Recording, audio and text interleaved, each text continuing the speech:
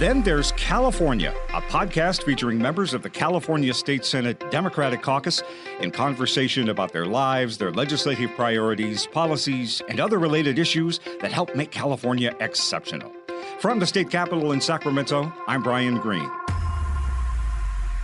It's been a couple of years now that we have started to see waves of so-called labor unrest sweeping through the country. Amazon, the New York Times, educators on both coasts, the Writers Guild, television and motion picture actors, West Coast dock workers, hotel industry workers, the rank and file of United Parcel Service. Thousands of union employees have walked off or are on the precipice of walking off the job for better pay, stronger job security, or better conditions. And long-shot union campaigns, like organizing workers at Starbucks coffee shops, have snowballed in some parts of the U.S., leading to a surge in union elections. According to recent polling, union support is at its highest point in nearly 60 years, and there's a sense that the tide may keep rising.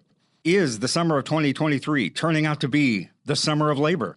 Well, on this edition of Then There's California, we'll talk about the power and health of American organized labor in our state and across the country, and how it has been impacted by successful labor negotiations or actual strikes, how workers are inspired and newly empowered with the determined resistance that union solidarity can bring, and with a readiness to fight for their rights on the job after 3 years in the pandemic, 3 years of sacrifice in the face of strong corporate profits, and how the California legislature is navigating all of this and influencing it too. State Senator María Elena Durazo represents California's diverse 24th Senate District in the heart of Los Angeles. Senator Durazo has influenced Southern California politics, even politics statewide and nationwide, for decades as a key leader in the labor movement. And through her work and leadership of the LA County Federation of Labor, AFL-CIO, and a vice president of Unite Here, a nationwide union for restaurant, hospitality, and casino workers, and now, of course, in the legislature, and as the daughter of immigrant farm workers, Senator Durazo has always been an outspoken advocate for workers' rights and tireless adversary of poverty and inequality. Senator Durazo is a past chair of the California Latino Legislative Caucus, and in 2023, she has continued her leadership as chair of the Senate Budget Subcommittee on Corrections, Public Safety, Judiciary, Labor, and Transportation. It has been a treat to have Senator Durazo join us on this podcast a few times in the past to talk to us about politics and policy and workers' rights and immigrant rights. And we are glad to be able to catch up with her in this busy summer of labor 2023. Welcome back, Senator Durazo. Thank you, Brian. It's great to be here. I love the way you laid this out to start the conversation. It's good to see you. I know it is so busy. You've just finished the state budget process. It's been crazy. How are you doing in the midst of all of it? I'm doing great. I'm really, really happy with the results of the budget. Obviously, we didn't have to do any cuts in a way that would really have impacted, especially our core programs.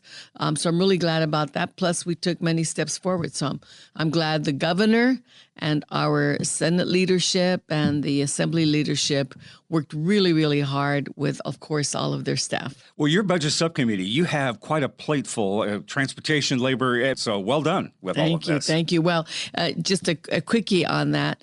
Transportation and the jobs that could be created as a result of investing in our public transportation was the biggest priority for me last year and this year. We're able to hold on to that investment and at the same time raise those workers who are low paid up into a better level. So I use this moniker of Summer of Labor 2023. There is this sense of a fight for better wages and working conditions that seems to have found its ascendancy this year. People are talking about it, taking it seriously. And I mentioned this poll. There was a Gallup poll from last year that found 71% of Americans approve of labor unions, the highest point since 1965. Do you agree that union support and labor strength is at a high point here in 2023? Look, I mean, what we went through all across the country and across California during the pandemic was just horrible. Right. Our friends, our families, our neighbors were dying. We didn't know what to do. We had no solution for it. It forced many workers to continue to go to work and put themselves in more danger.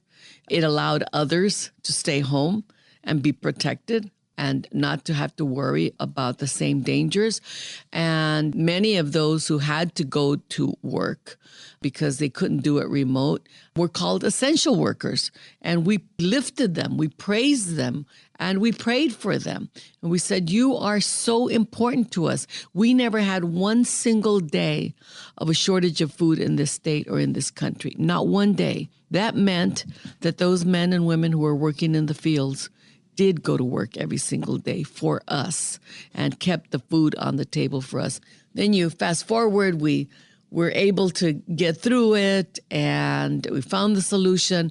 And then we find that corporations, lo and behold, made historic profits. And there were less people who got wealthier and wealthier and wealthier. It's like, there's something really wrong with that picture. How can we be lifted up and praised on the one hand, but then we come out of it poor and a few people come out of it richer. And begged, if you will, by the corporations, by the owners, the business interests to say, if you'll just suck it up till we get out of the pandemic, we'll reward you. Your faith in us will be rewarded. But that hasn't happened. That hasn't happened. And in fact, unfortunately, there were even times during the pandemic that there was a disregard for the health and the livelihood of those workers. So all of this really points to those men and women who work so hard in our economy, whether they're high paid or lower paid, they really sort of got slapped. And now they're saying enough is enough. We can't survive. This is not a matter of a luxury for us. It's not a matter of just doing a lot better. This is a matter of, can I pay the rent? No. Can I make enough to put food on the table? No. Am I providing the basics for myself and for my family? And that's the picture that we're dealing with. And are the workers feeling this may be an unusual feeling for a lot of them, but are they feeling empowered to push back, whether they're classified or not? I feel like different actions that I have been to, from the UC researchers and graduate students strike to just yesterday, where I was at a hotel, the Sheraton Universal in Los Angeles, where the hotel workers out on strike. It's the same sense that enough is enough. We need to make more. We need to be respected. According to one university's labor action tracker, 406 strikes took place in 2022, which was an increase over the 270 strikes that took place in 2021. And another analysis back in December, before the new year of this year, reported that 150 contracts were set to expire this year. So I want to take a look at a few of those that we've seen expire. We've seen them in the headlines. There are some that I said are happening or on the precipice, depending on negotiations, literally to the hour as we speak. But the UC system, for example, the UC system was ground zero last year for one of the largest strikes here in the U.S. in education history anyway, as these 48,000 teaching assistants, the researchers and the tutors, they walk off the job for nearly 6 weeks, eventually agreeing to salary increases as well as childcare subsidies, paid leave and time off, and some guaranteed non-discrimination measures, among other benefits. And these folks are integral to the smooth operation, at the very least, of the higher education system. Can you talk about that strike and the ultimate goals and the ultimate agreements that were reached? The UC system would not function without them, period. And I know that's said about a lot of people, but they truly, truly are the backbone of the academic side of UC. And without them, the students wouldn't learn, the faculty wouldn't be able to do their job as well. The issues that they've been facing have been going on for several years.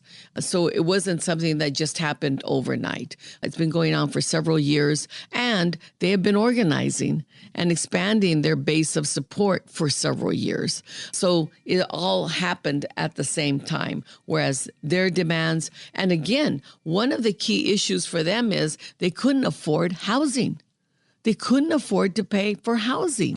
And so how do they do what they need to do if they're 2 hours away and having to do some work there on the campus? So I'm really proud of them. There's still issues, by the way, even though a contract was signed, that UC is not implementing it the way that the spirit of the agreement. In fact, I just heard the other day that some students over at UC San Diego were arrested based on some writings on the sidewalks, and the university said that that was damage to their property. It's like to have them arrested, picked up and arrested. So, you know, the response and the reaction sometimes from employers makes it even worse. Well, there's a few other strikes, few other union walkouts here that are closer to home for you, if you will, be in Southern California, in particular the Writers Guild that struck after a couple of decades of contract. But the whole landscape of media has changed. Streaming was not a thing back when the writers and the actors and directors last had their negotiations.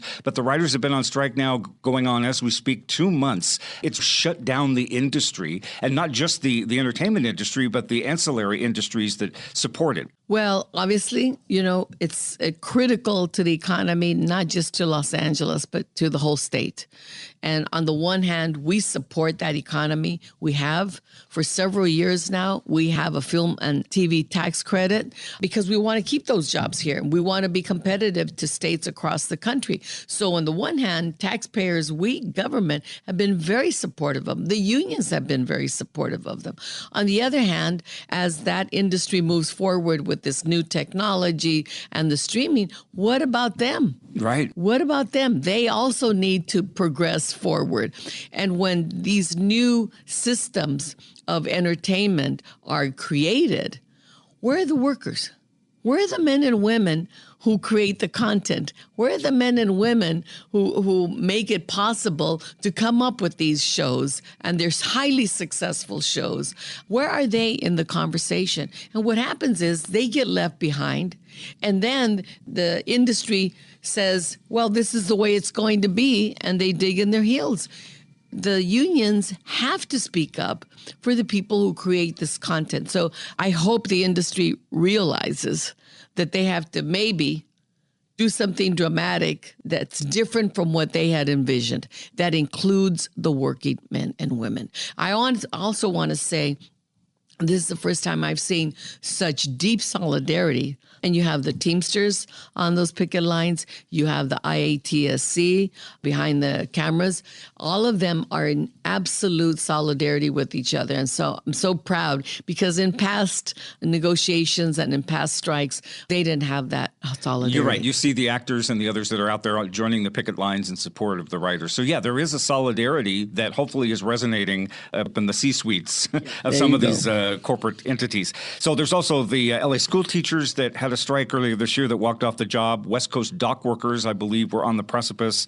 UPS workers. And then one I know that is near and dear to your heart, which you just referenced, is the hotel industry workers. Where is that standing right now in terms of their needs and what they're asking for in the new contract? Well, this is actually very similar in some ways to the UC researchers and academic workers. And that is a very big issue for them is that these workers have to go across town from very far away to get to their jobs to these hotels. They can't afford to live near where they work. And the housing, the cost of housing is astronomical. So that was part of what moved these men and women to say, we can't survive. We are not making it. We are not making it. So there are about 70 hotels in the LA and Orange County areas, many thousands and thousands of workers. They went out on strike yesterday. In about 30-40% of those, they are picking the hotels as they move along, somewhere in Orange County, somewhere in Los Angeles County. And again, the big issue is the pay. And also, I think, is the workload, how that comes into being. We got used to, for example, okay, don't get service, a hotel service for a housekeeper.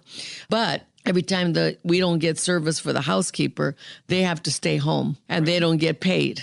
But the industry wants to keep up that same system as if we were in the pandemic. There's no more excuses for that. This is not a healthcare issue. It's now become a very convenient economic way of making more money for the industry. Well, you bring up a good point here, and you've already mentioned this a couple of times. It's not even just about salary and healthcare benefits. It's also stable scheduling and flexibility for childcare and parental leave.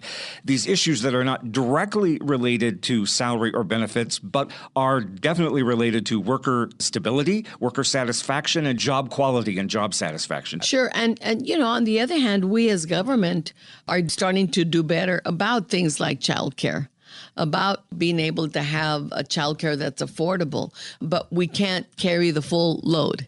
And it's up to industry, it's up to employers to do their part to allow these workers to be able to have childcare and fulfill those needs and allow them to raise their families without the pressure that they're going to lose their jobs. And that's even worse than working under these conditions. Well, these strikes, these walkouts are making the headlines. You can see more power within the workers, the classified employees themselves.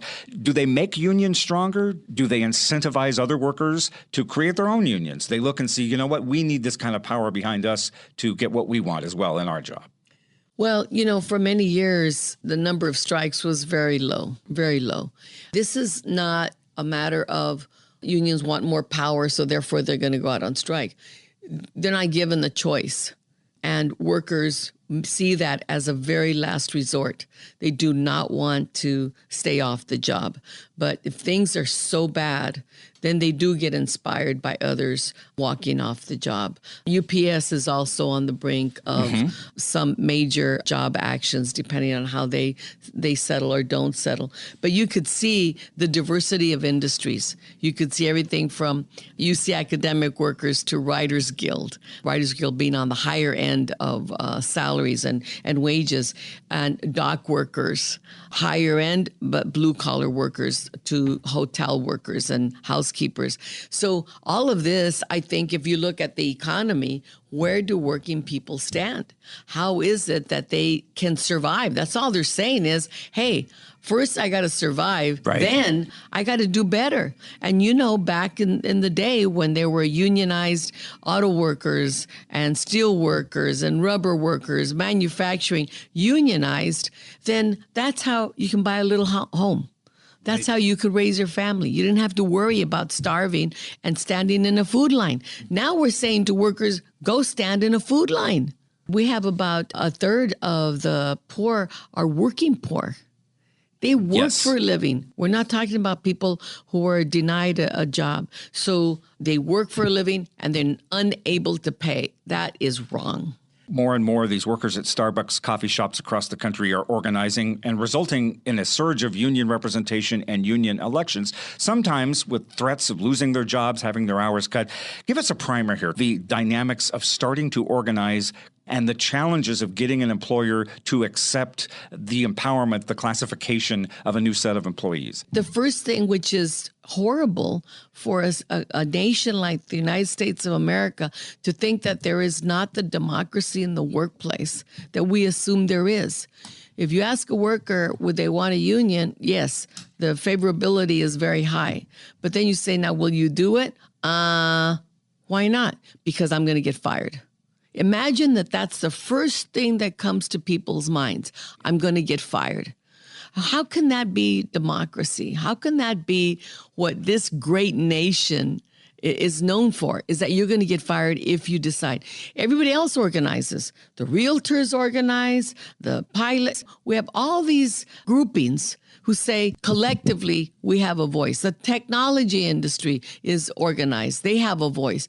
But when it comes to regular working men and women, and they try to have a voice and collectively pull together so that they could negotiate something that's fair, like everybody else does, then they're threatened with getting fired. And the ability to fight back when you're fired means that you have to be ready to do something like a strike, because otherwise employers will just do it. What's the repercussions for employers? It takes years to decide a case. If you take your case to the National Labor Relations Board or other entity, depending where you work, it takes years. And employers know it. I'm not saying anything that's a secret. And they take full advantage of it. And so that's what happens in the workplace. That's the reality of what happens in the workplace. So yes, when you're in an environment like the summer of labor, you start thinking twice, like, if they can do it, I can do it. I can stand up for what's fair for me and my family. Talking about farm workers, Governor Newsom signed into law last year a bill that would make it easier and less intimidating for farm workers to vote in union elections. Will this new law, which I know took a lot of work, a lot of effort on behalf of the farm workers to convince the governor to sign this, will this law bring some more agency to the farm workers in California and then, by extension, strengthen the United Farm Workers, which is a historical union, but it's been struggling the last few years with the workers being able to make decisions like this, to be able to vote in union elections and sign up for unions without harassment? That's what we're hoping, is that there will be the kind of freedom from retaliation, freedom from getting fired. And in the case of farm workers, the majority are undocumented. Yes. And the freedom from not getting deported. It's a powerful imbalance that employers in agriculture have over workers. They know it. That's why those workers live in such terrible, poor conditions. So that's what we're hoping. And we will be supportive of the Farm Workers Union. God bless them for continuing to recognize, work with those workers and represent them and try to empower them, because that's an extremely difficult industry that has long abused workers. They don't have housing. I mean, I think about when I was a farm worker and so many similar conditions. We've done better in many ways, but in others, we're in the same place. Our farm workers are so poor that they can't put food on the table. I've been thinking during this incredible heat wave that we've had just this past few days of those folks that are toiling in the fields, still doing the work regardless of the temperatures, regardless of the safety concerns. And the smoke from the fires, how they had to continue to be out in the fields even when there was extremely unhealthy smoke in the air. They had to do it. And I really want to give a shout out, a bow of grace to immigrants who have come to this country. They're here. They're ready to work. They're saving the U.S. economy. And you know, it's not only because they work hard, but frankly, the birth rate in this country is so low that we've always relied on the combination of the birth rate and immigrants to fulfill the workforce needs that we have in this country. You have a couple of pieces of legislation that are not directly related to strikes or supporting the labor movement, but they are related to the quality of life for California workers. So they are not mutually exclusive. There's definitely some common threads. First one I wanted to look at was SB 525, which I know you have fought for really hard this legislative year, to raise the minimum wage for hundreds of thousands of healthcare workers to enable them to afford to live here in California. And it's been called a wildly ambitious bill. It's been called a job killer. I know you have had to really fight for it, even amongst your otherwise progressive Democratic colleagues as well. But this issue of affordability isn't going away, so I assume that's why you're fighting for it. That's right. Affordability for our healthcare workers. Imagine that. Thank God our nurses are, for the most part, earning a decent wage. But those people who support them in the hospitals, in the clinics, also need the ability to survive on their own. And it also addresses the issue of, quote unquote, a shortage. You know, I've been told over and over by workers and healthcare workers, they don't have a shortage of workers. They have a shortage of jobs that pay well. That's the problem. And that's what we need to address. So if we want to attract, just like teachers, right? If we want to attract people to work in this industry, if we want to retain these workers in spite of the risks that they take with their own health, then we've got to be able to pay them. And that's something that, on the one hand, we help our healthcare industry. We invest hundreds of millions, billions of dollars. We just approved another $150 million. So just to start, $300 million for our distressed hospitals. We care about the industry. We want a healthy healthcare industry. Part of that conversation has to include the workers in those industries, not just the brick and mortar. It's the people who provide the service. And then SB 723, which would ensure California California has a stable hospitality workforce by maintaining hiring rights when businesses reopen following layoffs due to a public health directive like the pandemic, a government shutdown, or other economic reasons. The hospitality and travel and event and building services industries have been hard hit by the pandemic. A lot of people lost jobs. But then when these businesses reopen, when they come back to life, they don't hire back the same folks. They hire perhaps younger, willing to be paid less workers. That is a burden to those who were laid off. The industry says this is all, your mandate here is a burden on them as they try to recover economically. But what do you say about this? How important is this legislation? Well, anybody who loses their job through no fault of their own ought to be able to get that job back. If they did something wrong, if they were fired for good reason, okay, that's different. We shouldn't have to require employers to take them back. But just because of the economy and they get laid off, why can't they get their jobs back? And especially employers should look at the experience there. But unfortunately, instead of looking at the experience, they're looking at their bottom line. They want the cheapest that they can pay. And that's the problem. And that's why we're fighting for these workers. Tourism is a very, very important industry to California. It's a very important industry to different parts of the state. And the people, again, who make it so successful, who make tourism so prosperous, really need to be taken care of and be able to go back to their jobs. SB 567, which would lower the maximum allowable rent increase to 5% or the percentage change in the cost of living, whichever I guess is lower. This is really tragic when so many people, as we've already talked about, are spending the majority of their income on rent, if they can afford housing at all. What's the importance of this legislation? Well, we've actually amended it. So the part that has to do with the cap on the rent is no longer in the bill. However, very, very important to the practitioners, to all those people in the nonprofits and community organizations and legal aid. They're helping these workers. They have found that there are these loopholes that allow landlords to evict them and violate the law, but they have loopholes. And so we're trying to fix the loopholes, because if you get evicted from your place, to try to find another place takes thousands and thousands of dollars. And that's a real serious problem. So first, we don't want anybody evicted. The burden on them, the burden on the state to help them find another place. If they end up on the streets, it costs so much more. So we're going to close those loopholes and allow people to stay in their homes as long as they do things right, follow the law. But we can't allow landlords to have loopholes to evict to then bring somebody else who pays more. There was a bill signed into law last year that was aimed at boosting the salaries for fast food workers. The industry is very powerful. They gathered enough signatures to put the issue before the voters for next year's election, which puts the new law on ice if it ever comes back to life at all. But you and your colleagues here in the Senate and the legislature have this plan to tuck into this newly signed state budget a provision to resurrect the Industrial Welfare Commission, which had died during the Schwarzenegger administration. So you earmarked, allegedly, some money for IWC, which would give the IWC the power to investigate wage disparities across employment sectors. And if the IWC finds that the wages for the fast food workers are inadequate for the cost of living, then they have the power to change or lift those wages. So it's a way to protect the workers. Give us some examples of how important this is. And did this happen in the budget? Well, what I found, and there was testimony after testimony from workers in different industries, is that not just fast food, but there's other industries that need to be reevaluated. Where do they stand as far as their working conditions in that industry or the pay in that industry?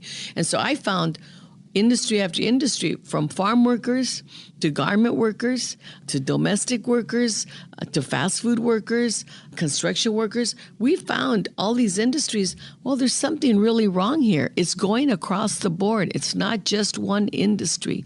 We have, not that it's an industry but by itself, but you have Uber, you have Lyft, all of these new industries as well. And I don't know what they would do about a new industry, but they also are getting short-shifted here in terms of what they get paid and how do they support their families. So that was what came to light. That's what came to us in testimony. And it happened. There's a particular fight with the fast food workers and the employers trying to deny that legislation. So it fits in there, but it's really a much bigger picture than fast food workers. Right. Looking at the federal level, you've got a president of the United States who is very pro-labor, who has spoken out very much in support of labor families and unionized workers. By contrast, you have a Supreme Court that seems to do everything in its power to disadvantage workers, and when given a case that pits workers against industry, will likely default in support of the industry. How do you balance that contrast of support in the White House, but lack of support for workers at the federal court level? We have to do all that we can at the federal level, especially that we have the Biden administration. For example, one of the things that they could do in terms of jobs is local hire, make that a possibility across the board. That helps our economic position. It helps create more jobs that are higher paid jobs. So that's one thing the Biden administration. The other thing the Biden administration is doing is investing in infrastructure, investing in a number of ways in our climate. That means good paying jobs. So we have to do all that we can that is in our power, that is in the president's power to turn into good jobs. We passed last week in California our commitment that the funding that we get from the federal government, that we will use those investments, use that funding in such a way that will create higher paid jobs. We assume that somehow a construction project is going to be automatically highly paid. But what about manufacturing? What about operations and maintenance? Those are also possibilities. We have to be deliberate about that. And we have to make sure that we take back Congress. We make sure we hold on and increase our majority in the Senate. And when we do that and hold on to the White House, then we're going to be in a position to try to counter all those terrible, terrible decisions against workers that the Supreme Court is passing. Looking at, as you mentioned here, the future as we move ahead, part of what has given workers confidence over the past couple of years is having a labor market where the workers were not operating in fear. They're feeling power and feeling less fear. Depending on what happens to our state and national economy, do you see these intense labor conflicts more common, where they are demanding stronger rights, not just pay, but these other benefits? Do you see more contract expirations? Do you see more strikes? We're not at the end of this, obviously, here in the summer of labor 2023. Well, I think there's another, in addition to the possibility of more strikes, more actions, is more organizing. We are still, 6-7% organized in this country. That means only 6 to 7% of the workers have the rights on the job, have the ability to speak up without retaliation, have the ability to negotiate across the table with their employer for fair wages and benefits. So we have to organize more workers. We don't have enough power to really get what the majority of workers deserve in this country. We can't rely on 6 or 7% who are organized to raise the standard for everybody in this country. Good point. Yeah. We need more workers to stand up when they don't have a union and have the courage to fight for those standards for themselves and their coworkers in their industry. So that's really the challenge, is what are we going to do about the workers who don't have a union? These workers have a union. Everybody that we've been talking about is collectively organized and could take on the issues of wages and benefits and retirement and scheduling and all those other. But what about the 90% that don't have a union? That's who we need to pay attention to. Good point. Just a final thought here. You've had an exceptional and extraordinary career. I guess you could say you can take the leader out of the union, but you can't take the union out of the leader. Even since being elected to the Senate in 2018, you have joined picket lines. You have been arrested in protests. You have a power and agency over labor and the workforce in the Senate, perhaps in a way that you didn't have as a labor leader and the head of a union. But you can't be at the bargaining table anymore. You can't sign the contracts. You can't call the strikes. Do you miss it? Do you miss the nuts and bolts, the blood, sweat, and tears? Do you miss that work that you did, not just for the joy of it, but to see the benefits to the workers? Of course, I miss being next to those courageous men and women as they take actions. I'm so proud, and I get invigorated. I feel like I get more courage to do the things that we need to continue to do. So I get a lot out of being there. And I do miss it. On the other hand, I've learned I have new comrades. I have new friendships amongst my colleagues. And I'm very proud of the things we've been able to do. It's a different kind of an impact. I mean, for undocumented Californians to have access to Medi-Cal now, that's almost 2 million people who could benefit from healthcare that we wouldn't have been able to do in the same way on the streets. We need both. We need to have actions and organizing in the workplaces for good jobs, but we also need collaboration and a partnership with our legislators. So for that, I'm very proud we've passed protections for garment workers. Wouldn't have happened without my colleagues in the legislature and the governor. We're getting closer for domestic workers to be covered under health and safety laws. Right. So a number of things that have been big and impactful that I'm very proud of for me to participated personally, and we got a lot more that we can do. So the combination of hitting the streets and in actions, again, yesterday I was with Congressman Schiff and Senator Ben Allen, and we were out there with the strikers, and our kids, the kids and grandkids all mixed in together, walking the picket line with their parents. It's very inspiring. Senator Durazo, it is always a delight to talk to you. You're doing the Lord's work. Thank you for taking the time to speak with us on I know what is otherwise a busy week ahead. And thanks for joining us again on Then There's California. Good to talk to you. Sí se puede. State Senator Maria Elena Durazo of Los Angeles. That is a wrap for this edition of Then There's California. We are a production of the California State Senate Democratic Caucus with technical assistance and production support from John Roman, Brian Shadden, Phil Desmangles, McClenna Woods, Michelle Baker, Marvin Richardson, and the graphic artistry of Tim Davis. From the state capitol here in Sacramento, I'm Brian Green. Thanks for listening to Then There's California.